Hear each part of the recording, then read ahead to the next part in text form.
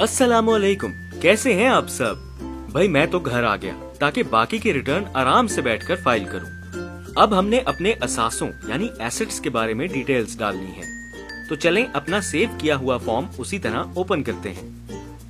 Iris में login करके drafts पे क्लिक किया, फिर डिक्लेरेशन पर और फिर यहाँ सेंटर में अपने फॉर्म पे क्लिक करके एडिट के बटन पर। लें जी, फॉर्म ओपन हो गया। अब यहाँ लेफ्ट साइड पर वेल्थ स्टेटमेंट पर क्लिक करना है। अब क्योंकि मैं पहली बार रिटर्न फाइल कर रहा हूँ तो नेट एसेट्स के टैब पर जाना है। इसको क्लिक किया तो ये फॉर्म ओपन होगा। पहले खाने में income declared as per return for the year subject to normal tax डालनी है, तो वो है मेरी सैलरी इनकम जो पहले डाल चुका हूँ। आसान काम करते हैं और सैलरी के टैब से जाकर कॉपी कर लेता हूँ और अब यहाँ पेस्ट। इसी तरह जो इनकम एग्जेम्प्ट है टैक्स से वो भी कॉपी और पेस्ट। अगर किसी ने कैश में या कोई प्रॉपर्टी वगैरह गिफ्ट की है तो उसकी अमाउंट यहाँ डालनी होगी। इसी तरह अगर कोई कर्ज लिया है तो वो लोन में।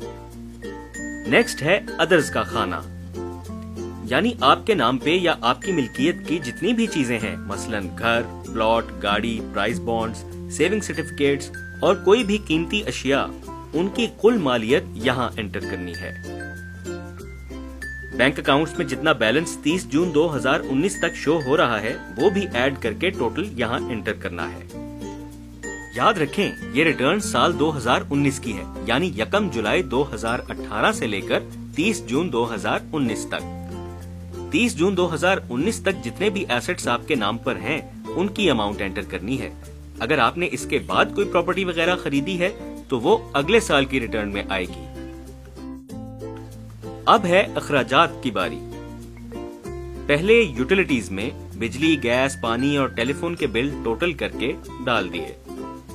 हाउस होल्ड एक्सपेंसेस में साल का जितना खर्चा अंदाजन हो जाता है वो टोटल एंटर किया। फॉरेन ट्रैवल अगर किया है तो वो खर्चा, मैं दुबई गया था तो उस पर लगभग इतना खर्चा आया। एजुकेशन एक्सपेंसेस में बच्चों की फीस वगैरह का टोटल, और अदर्स में और कोई अखराजात हैं तो वो एंटर करने हैं, जैसे रेंट, मेडिकल यानी डॉक्टर्स की फीस वगैरह पे खर्चा, और ज़कात दी है तो वो भी ऐड करके यहाँ अदर्स में एंटर कर दिए। एक बार फिर याद रखें ये सारे अखराजात की तफसील 1 जुलाई 2018 से 30 जून 2019 तक की डालनी है। अब नेट एसेट्स करंट ईयर, यानी इस साल में आपके नाम पर जितने असासे हैं जैसे आपने ऊपर लिखे हैं वो दोबारा यहाँ लिखते हैं। और पिछले साल जो नेट एसेट्स थे, यानी 1 जुलाई 2018 से लेकर 30 जून 2019 तक जितनी सेविंग्स की हैं और जो चीजें खरीदी हैं उनकी अमाउंट्स निकाल कर जितना बनता है वो पिछले साल के नेट एसेट्स हुए, तो वो अमाउंट यहाँ एंटर कर दी। अब कैलकुलेट पर क्लिक करते हैं। यहाँ अनरिकंसाइल्ड अमाउंट में 0 आना चाहिए। अगर नहीं आ रहा तो इसका मतलब कोई खर्चा आप मिस कर रहे हैं, क्योंकि फिर रिटर्न फाइल नहीं हो सकती।